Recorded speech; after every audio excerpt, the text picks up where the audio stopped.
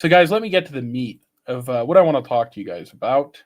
This is going to be a little bit weird because we're taking a trip back to the month of August when I had the chance to sit down with Dan Lawless.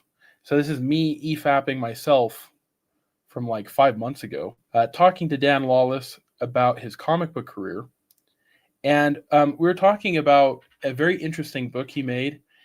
A lot of you guys probably know who Star Lord is from the Guardians of the Galaxy.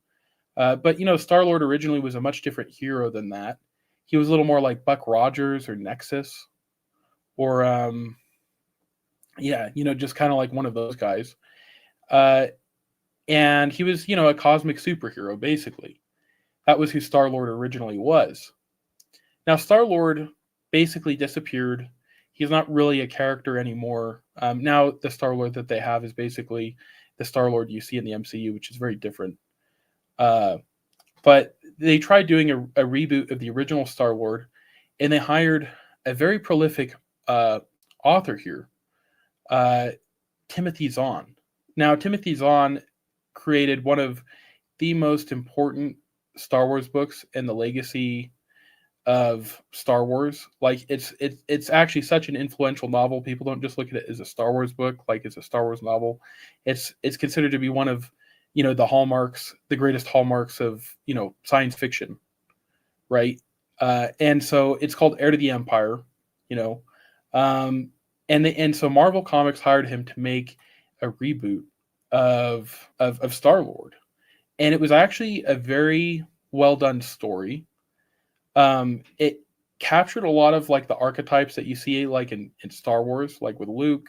And so Timothy Zahn created a very amazing story in that way. Now you could also tell too it was written by a novelist, just because like this is the first page that we have pulled up, and look right here how it begins with like these three very huge captions of just so much text. Like it's just like walls of text sometimes. So it was a very well done story. It was full of introspection, and it had a lot of words, and you could tell it wasn't like written visually as well as a lot of comic books are. But Dan still did it, like it was still an amazing comic. So I'm not knocking it. I'm just saying you could tell it was written by a guy who wrote novels. So I was kind of curious to see how Dan felt about this because it was one of his first comic books. Not one of his first, but I should say it was in his early years. And when an artist grows, they're going to have a lot of things that they would do differently. And I wanted to see how he would feel basically about this. And I always ask an artist when I have them on to critique their early work. I love doing that. And it was really interesting to hear what Dan said here. And so I want you guys to listen intently to how Dan feels about his artwork and the importance of how, you need to capture it correctly with printing to make sure, it's not ruined, right? And then we're going to juxtapose this to how Eric July feels about his comic books. It's very important. You'll see what I mean. Because it shows you when someone's a true artist and they care about their work versus someone who doesn't care about it, and this is just a way for them to make money. See now, look at that baby's face, like, which is kind of awfully drawn, but see all that texture you see on that and the shading and stuff. That texture is not there, and that's how bad the color pencil reproduces. Okay, so I was asking him how this was created because I thought that he probably used pastels or something, and I thought that the way that it came out, it looked really cool. But listen to what Dan says. Drawn, but see all that texture you see on that and the shading and stuff. That texture is not there, and that's how bad the color pencil reproduces. Oh, wow. It looks smooth when it looks like paint went to the eye, and for some reason the color pencil just picks up that texture, and I hated it. It would have been fine if it was maybe a Conan or something, where it's gritty and tough, but first I wanted slick, sleek, Yeah, kind of like a future feel almost. Yeah, very very clean feel, and shiny. The texture just didn't work. But actually, this was an interesting experience for me because I always say if you want to find out how good or how bad of an artist you are, try painting it. Because because I'm drawing from my imagination, I got to think this stuff through. I'm not setting up models and that sort of thing. So I like realized all the weaknesses and flaws in my drawing ability, and I had to really go and study and learn more after this. So right. This, even though some of it's pretty good, I think it's decently drawn and stuff, but there's some lacking in it, just some knowledge. That's all it is. All drawing is just memorization. You memorize shapes and shading, the drawing the faces from different angles and stuff like that. So if you would kind of like going back, like if you were to redraw this, what would you do differently? First thing, I do it in Photoshop. Okay. I could do this and it would look sweet. It would look really, really cool. But see, things worked out like that marble with the reflection there. That's pretty good, that in that first panel there, the light is reflecting off the marble. Right. Cool. But see her hands, I don't know, the baby's face is not so good, see even like the red on the baby's face, it was more like a red or pink. And so it reproduced brown, and it looks like these kids got a brown nose, so it just doesn't look good. So, that's interesting. Yeah. How it doesn't necessarily translate well with print. But see this guy's hair, that was red. It looked flaming red. But he's like really pissed. This is like years later, but he's like kind of upset with how the colors didn't come out the way they're supposed to. So this is like kind of strawberry blonde, but it's supposed to be flaming red. Like that's how bad the color resolution translated. It's kind of like a softer auburn. Yeah. Yes. It just darkened it. Now, even with that head, even that hair, that was really flaming red. Now, here's the thing: is when I work in Photoshop, I can put the color down there, and it can be as bright as I want it to be, because now the control I have in Photoshop is incredible, because I can make that. Flim Talk said it looks good to me. Me too, and it's an amazing read. I'd recommend getting it.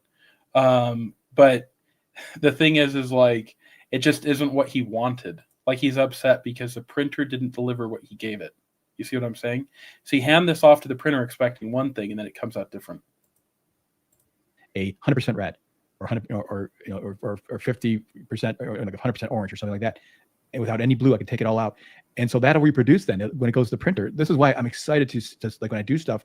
A lot of these things I've done lately for Comics Gate, guys, it looks almost exactly the way it looks like on my computer. You know what I'm saying? It's just like the only colors that are difficult to reproduce are like hot pink or a ultramarine blue, things that they look really potent in that. Those colors don't print as well, but every other color prints really fine, Okay, so you can see how pissed Dan was about how like the colors were really screwed up.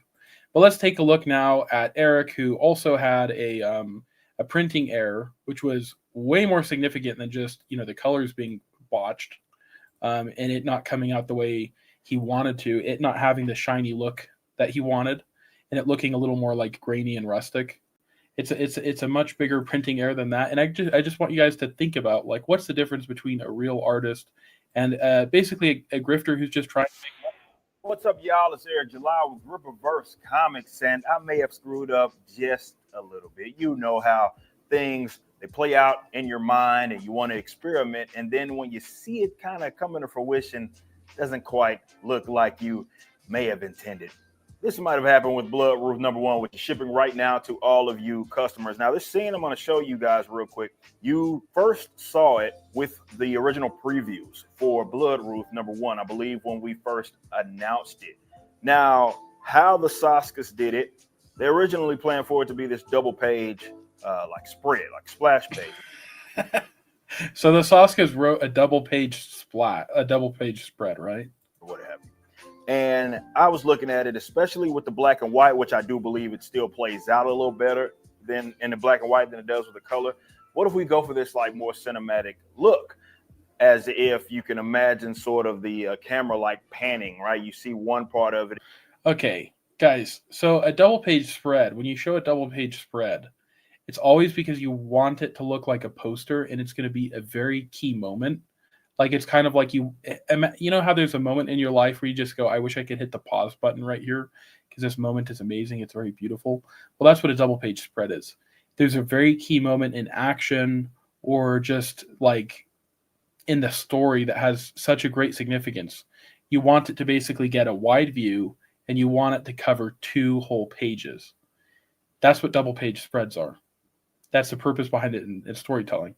So the Soskas intended to have a double page spread for that reason, and that's what the artist drew it as. But then Eric ended up breaking the double page spread, so you couldn't even see it. And then you see the other side as it slowly pans, let's say from left to right or what have you. So you see this demon here, right? Mm-hmm. And he's doing what he